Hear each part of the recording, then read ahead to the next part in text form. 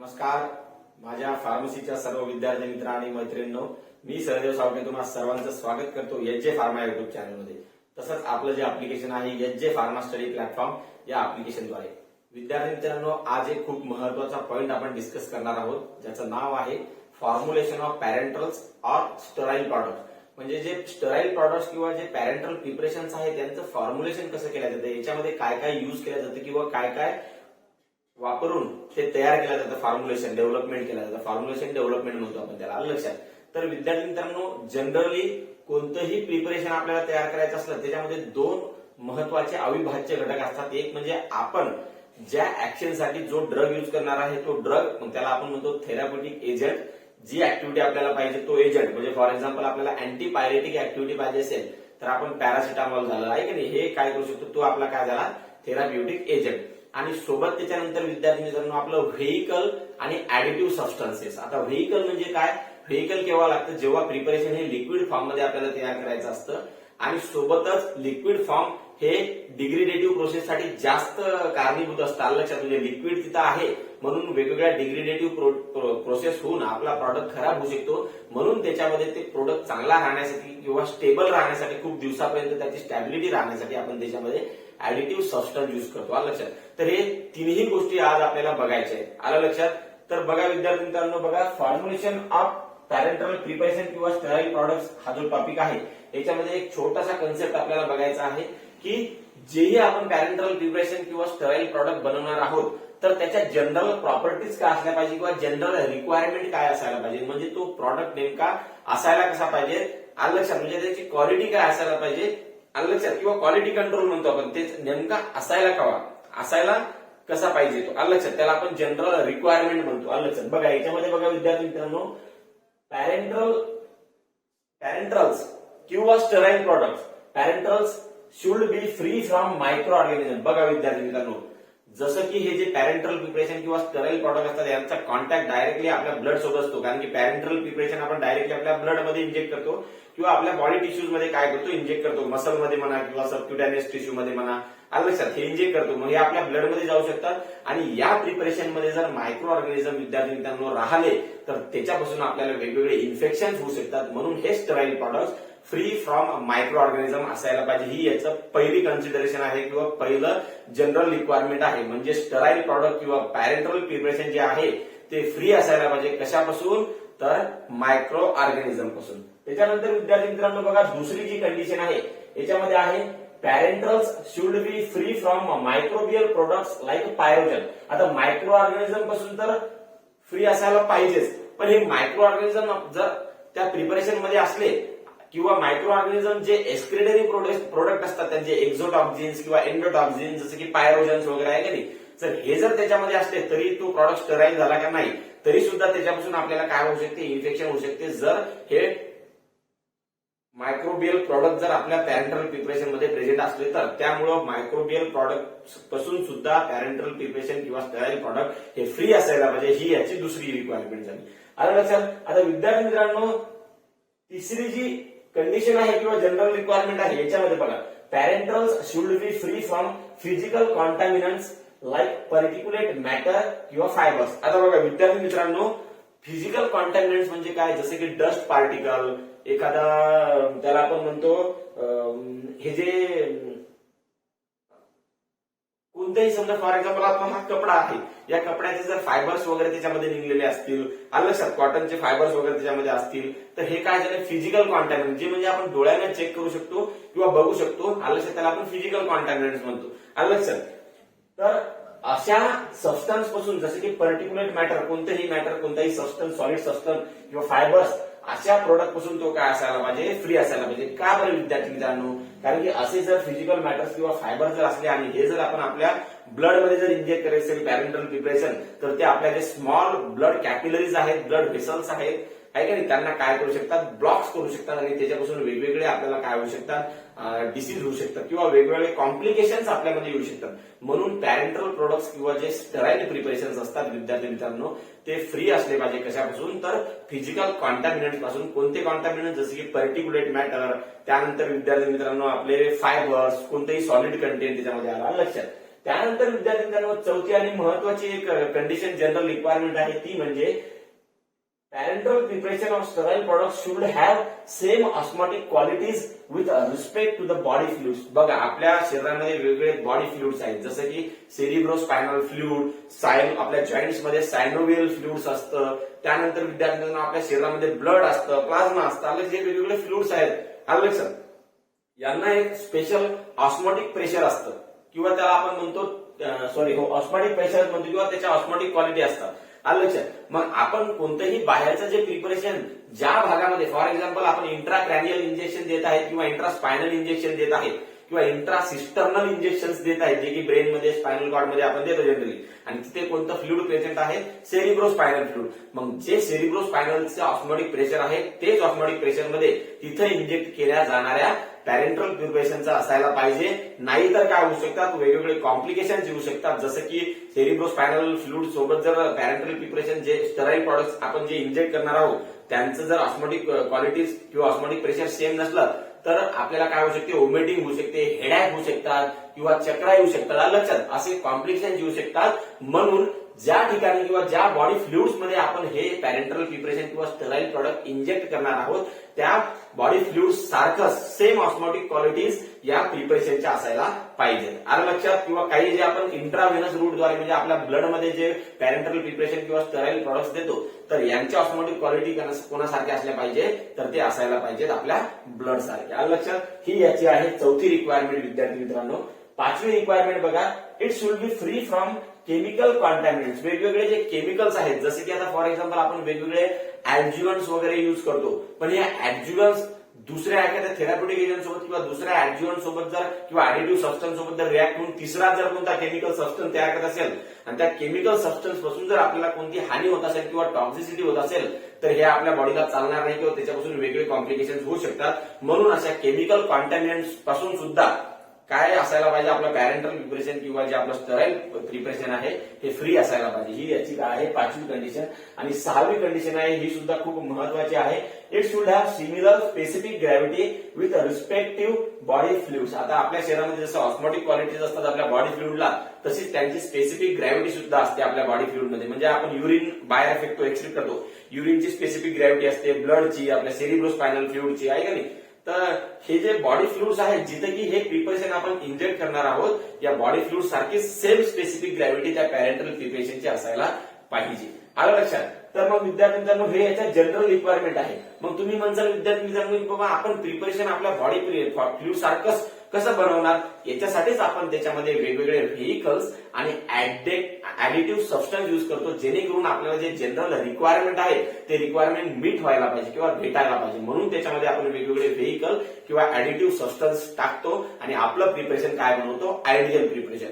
म्हणून या कॉलेजला तुम्ही एक तर जनरल रिक्वायरमेंट म्हणजे हे असे असायला पाहिजेच पॅरेंटल प्रिपरेशन किंवा आयडियल क्वालिटीज म्हणू शकता. काय म्हणतात आयडियल रिक्वायरमेंट्स म्हणजे जनरली सगळ्या पॅरेंटल प्रिपरेशनला किंवा जे स्टराईल प्रॉडक्ट्स आहेत हे क्वालिटी त्यांच्यामध्ये असायला पाहिजे. मग विद्यार्थ्यांचा प्रश्न निर्माण होतो की पेपरमध्ये कशा प्रकारे क्वेश्चन येऊ शकतो. आता सिंपल हा थेरापी म्हणजे थेरॉटिक पार्ट सारखा हे आहे तर याच्यामध्ये तुम्हाला विचारू शकतात की पॅरेंटल प्रिपरेशन किंवा जे स्टराईल प्रॉडक्ट आहेत यांच्यामध्ये खालीलपैकी कोणत्या प्रॉपर्टीज किंवा कोणत्या जनरल रिक्वायरमेंट असायला पाहिजेत किंवा खालीलपैकी कोणत्या आयडियल क्वालिटीज आहेत एका पॅरेंटल प्रिपरेशनचा. मग त्याच्यामध्ये जर त्यांनी दाखवलं का it should content physical matter तर याचा अर्थ काय होतो की त्याच्यामध्ये फिजिकल मॅटर असायला पाहिजे तर असायला पाहिजे का नाही ते ऑप्शन गलत राहणार. विद्यार्थ्यांना तिथं जर असलं की it should free from particular matter तर ते त्याचं काय राहील ऑप्शन नाही. त्यांनी जर याच्यामध्ये कोणत्याही 2-3 क्वालिटीज दिल्या आणि शेवटी जर ऑल ऑफ द अबव असं ऑप्शन दिलं तर तुम्हाला ते सगळं लिहावं लागेल किंवा हे क्वालिटीज तुम्हाला माहित असेल याच्यावरून फिरून क्वेश्चन्स ते विचारू शकतात.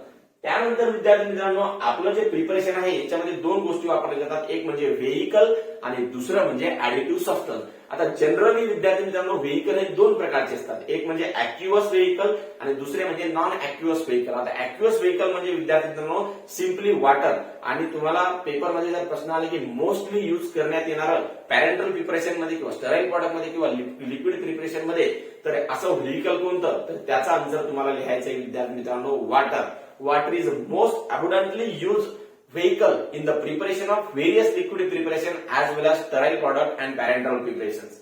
आलं लक्षात? तर त्याचं उत्तर तुम्हाला वॉटर लिहायचं आहे. मग विद्यार्थी मित्रांनो इथं निर्माण होतो की वॉटर आपण टॅप वॉटर यूज करू शकतो का? नाही.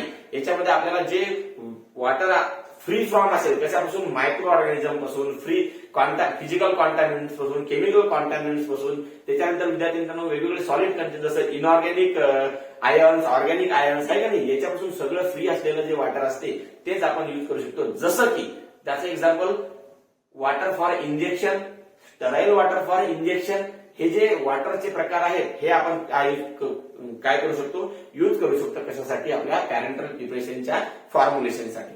आलं लक्षात?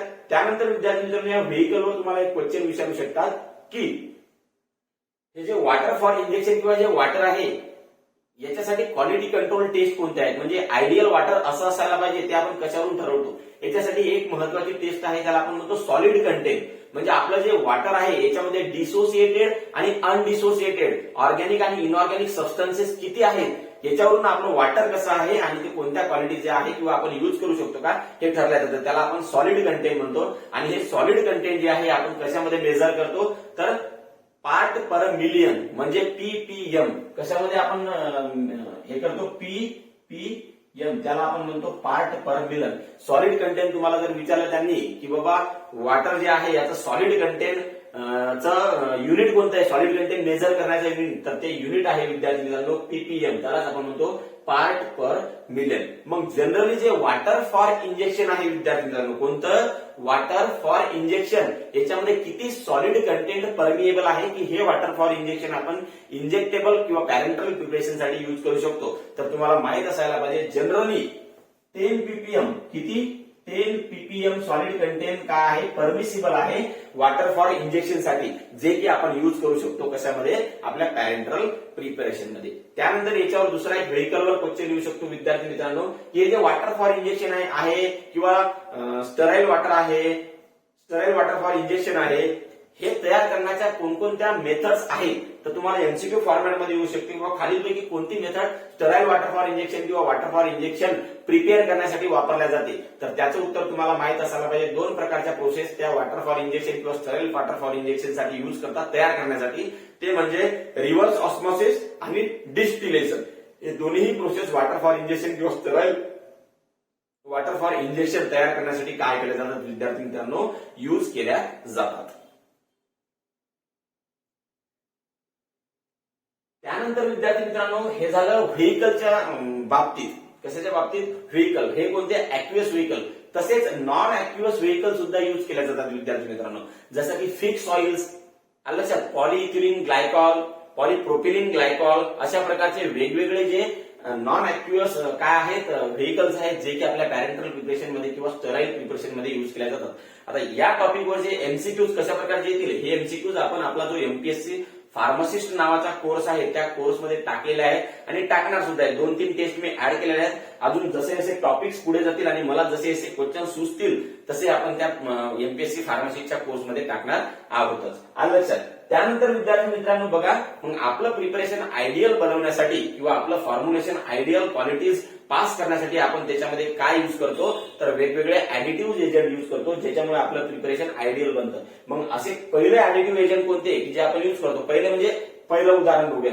For example anti microbial preservative. आता बघा विद्यार्थी मित्रांनो, जसं की वॉटर आपण युज करणार आहोत त्याच्यामुळे इथं बॅक्टेरियाची ग्रोथ किंवा मायक्रो ऑर्गॅनिझमची ग्रोथ काय होऊ शकते, ग्रोथ होऊ शकते म्हणजे वाढू शकतात. मग आपल्या प्रिपरेशन मध्ये मायक्रो ऑर्गॅनिझम वाढू नाही म्हणून आपण काय युज करू शकतो, तर अँटी मायक्रोबियल एजंट युज करू शकतो, जे काय करतात आपल्या जर त्याच्यामध्ये मायक्रो ऑर्गॅनिझम होत असतील ग्रोथ तर त्यांना होऊ देत नाही. मग याच्यामध्ये अँटी मायक्रोबियल एजंट हे दोन प्रकारचे असतात. एक बॅक्टेरिसाइड किंवा बॅक्टेरियोस्टॅटिक एजंट, म्हणजे जे बॅक्टेरियाची ग्रोथ न होऊ देणारे आणि एकतर बॅक्टेरियाला किल करणारे. तर जनरली विद्यार्थी मित्रांनो जे अँटी मायक्रोबियल आपण युज करतो ते बॅक्टेरियोस्टॅटिक इन नेचर असतात. म्हणजे जनरली ते किल करत नाही, फक्त आपलं जे प्रिपरेशन आहे याच्यामध्ये मायक्रोबची ग्रोथ होऊ देत नाही किंवा बॅक्टेरियाची ग्रोथ होऊ देत नाही, म्हणजे ते बॅक्टेरियोस्टॅटिक नेचरचे असतात. आलं लक्षात. आता विद्यार्थी मित्रांनो तुम्हाला पेपरमध्ये याच्यावर असा क्वेश्चन येऊ शकतो की बाबा अँटी मायक्रोबियल प्रिझर्वेटिव्ह आपण काय यूज करतो, तर कशासाठी, सिम्पली मायक्रोबची ग्रोथ न होऊ देण्यासाठी. हा त्याचा काय झाला, आन्सर झाला. किंवा विद्यार्थी मित्रांनो तुम्हाला याच्यामध्ये अँटी मायक्रोबियल प्रिझर्वेटिव्हचं खालीलपैकी एक्झाम्पल कोणतं आहे हे विचारू शकतात. तर एवढे एक्झाम्पल मी दिलेले आहेत. हे येतं अँटी मायक्रोबियल एजंट जे की युज करतो आपण आपल्या पॅरेंटल फॉर्म्युलेशन मध्ये, ज्याच्यामध्ये मायक्रोबची ग्रोथ न होऊ देण्यासाठी. आलं लक्षात. मग तिसरा क्वेश्चन अशा प्रकारचा विचारू शकतात की एखादं, आता फॉर एक्झाम्पल इथं बेन्झिल अल्कोहोल नावाचं अँटी मायक्रोबियल एजंट आहे, तर याचं किती कॉन्सन्ट्रेशन युज करतो आपण कशामध्ये, पॅरेंटल प्रोडक्ट मध्ये किंवा स्टेराइल प्रोडक्ट मध्ये.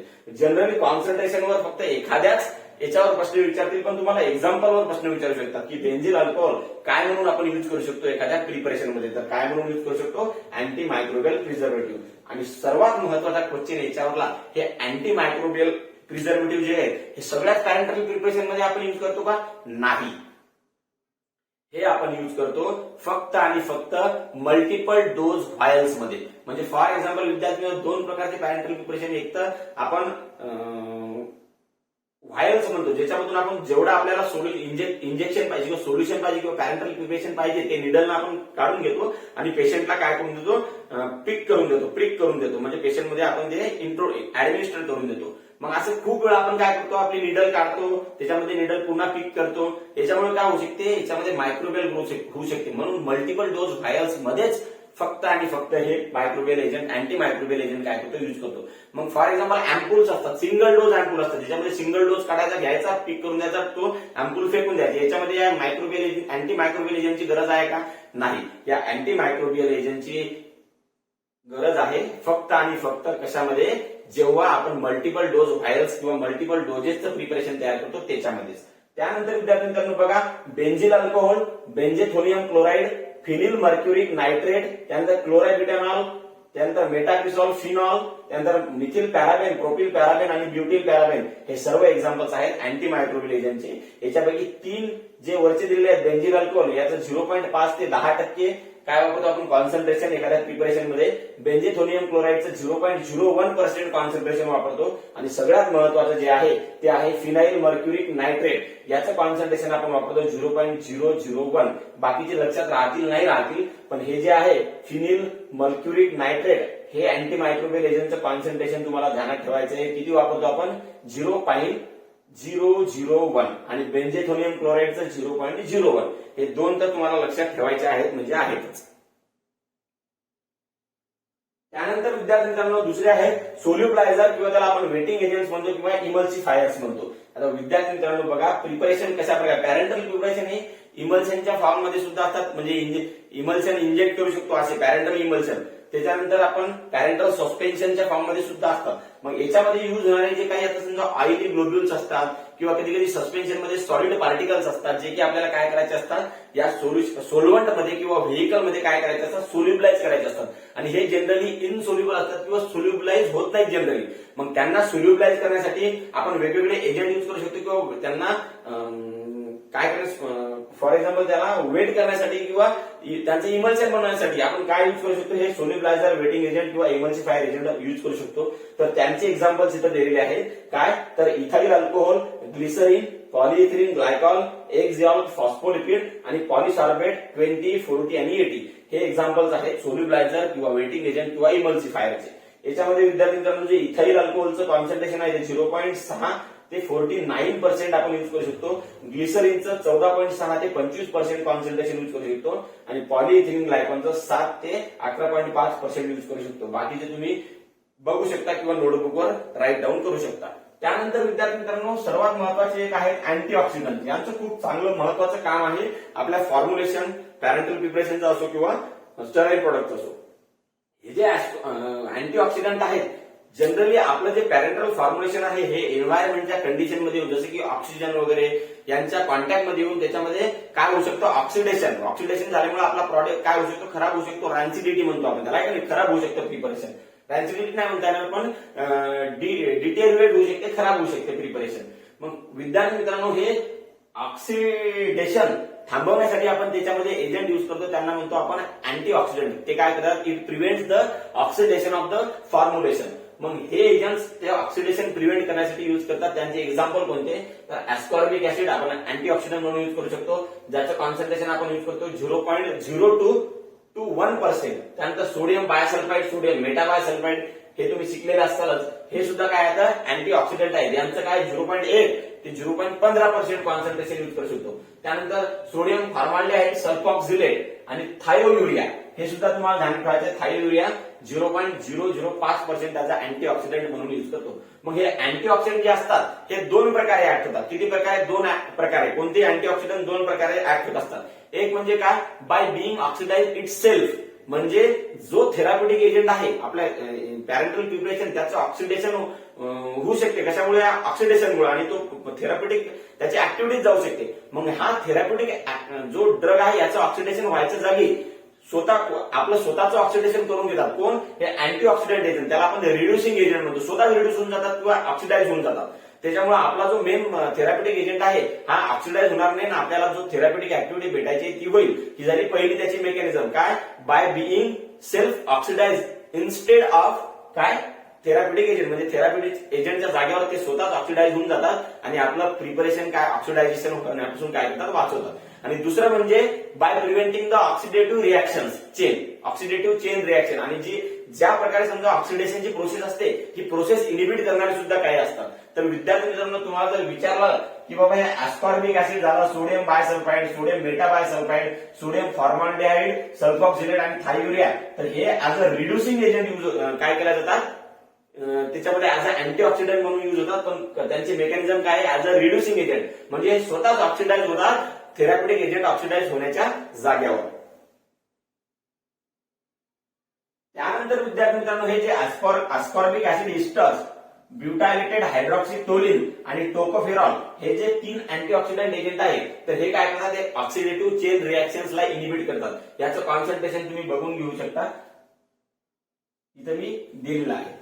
त्यानंतर विद्यार्थी मित्रांनो, suspending agent. Suspending agent generally तुम्हाला मी आता सांगितलं इथं, म्हणजे इमल्सिफायर किंवा वेटिंग एजंट सारखं ज्यांचं काम आहे की हे काय करतात, सस्पेन्शन तयार करण्यात मदत करतात. पॅरेंटल सस्पेन्शन, जर आपला एजंट म्हणजे त्याला काय म्हणतो आपण, व्यवस्थित जर सस्पेंड होत नसेल तर हे सस्पेंडिंग एजंट म्हणून काय होतात, ऍक्ट होतात. ज्याचं एक्झाम्पल आहे gelatin, methyl cellulose, sodium carboxy methyl cellulose, त्यानंतर पॉलिइथिलीन ग्लायकॉल आणि सॉर्बिटॉल हे काय आहे, सस्पेंडिंग एजंट. मग तुम्हाला पेपरमध्ये जर आलं खालीलपैकी कोणतं एक्झाम्पल आहे सस्पेंडिंग एजंटचं, जे की पॅरेंटल फॉर्म्युलेशन मध्ये आपण युज करू शकतो ऍज अ सस्पेंडिंग एजंट म्हणून, तर ते आहे glycerin, methyl cellulose, sodium carboxy methyl cellulose, polyethylene glycol आणि सॉर्बिटॉल. सॉर्बिटॉलचं 50% कॉन्सन्ट्रेशन युज करतो, जिलॅटिनचं 2% कॉन्सन्ट्रेशन, मिथाइल सेल्युलोज आणि कार्बॉक्सी मिथाइल सेल्युलोज हे तुम्हाला 2 लक्षात ठेवायचं आहे. मिथाइल सेल्युलोजचं 0.03 ते 1.05% आपण युज करतो कॉन्सन्ट्रेशन, आणि सोडियम कार्बॉक्सी मिथाइल सेल्युलोजचं 0.5 ते 0.75% काय करू शकतो, युज करू शकतो. त्यानंतर विद्यार्थी मित्रांनो, बफर्स. बघा विद्यार्थी मित्रांनो, आपलं जे पॅरेंटल प्रिपरेशन आहे याचा एक स्पेसिफिक पीएच असतो, जो की आपल्या बॉडी फ्लुइड सोबत काय झाला पाहिजे, मेंटेन झाला पाहिजे. जेवढा पीएच आपल्या बॉडी फ्लुइडचा असेल तेवढाच हा असायला पाहिजे. आलं लक्षात. मग विद्यार्थी मित्रांनो, किंवा स्पेसिफिक पीएच त्या सोल्युशनचा असतो ज्याच्यावर ते सोल्युशन किंवा पॅरेंटल प्रिपरेशन खराब होत नाही. लक्षात. मग त्याचा पीएच मेंटेन ठेवायसाठी जे एजंट यूज करतो तर ते एजंट असतात बफरिंग एजंट, जे की पीएच मध्ये चेंज होऊ देत नाही. मग हा पीएच चेंज कशामुळे होऊ शकतो, बघा आपण जे कंटेनर यूज करतो ते कंटेनर मधून काही जर सबस्टन्सेस रिलीज होत असतील, केमिकल सबस्टन्स, तरी आपल्या त्या पॅरेंटल फॉर्म्युलेशनचा पीएच चेंज होऊ शकतो. आपण रबर क्लोजर्स यूज करतो, त्या रबर क्लोज मधून जर काही लीच होत असतील, काही लीच म्हणजे तिथून काय लिचिंग म्हणतो ना आपण, त्याच्यामधून निघत असतील काय जर कोणते केमिकल्स, त्याच्यामुळे सुद्धा पीएच चेंज होऊ शकते. किंवा एन्व्हायरमेंट मध्ये ऑक्सिजन, कार्बन डायऑक्साईड असतात, यांच्या कॉन्टॅक्ट मध्ये आपलं जर पॅरेंटल प्रिपरेशन किंवा पॅरेंटल प्रिपरेशनच्या कॉन्टॅक्ट मध्ये जर हे आले तरीही काय होऊ शकतात, पीएच चेंज होऊ शकतात. आणि पीएच चेंज जर झाला तर आपला प्रॉडक्ट खराब होऊ शकतो. मग खराब होऊ नये म्हणून कोणते एजंट वापरतात, तर ते वापरतात बफरिंग एजंट. काय करण्यासाठी, पीएच मेंटेन ठेवण्यासाठी.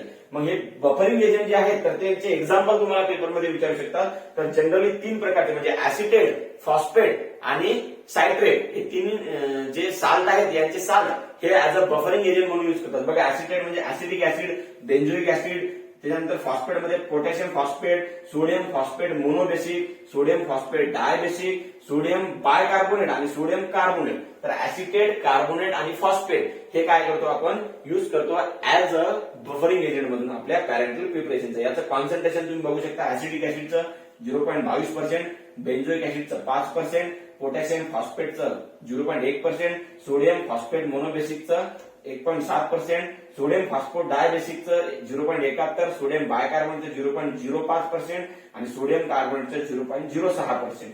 त्यानंतर विद्यार्थ्यांनो दोनच एजंट राहिले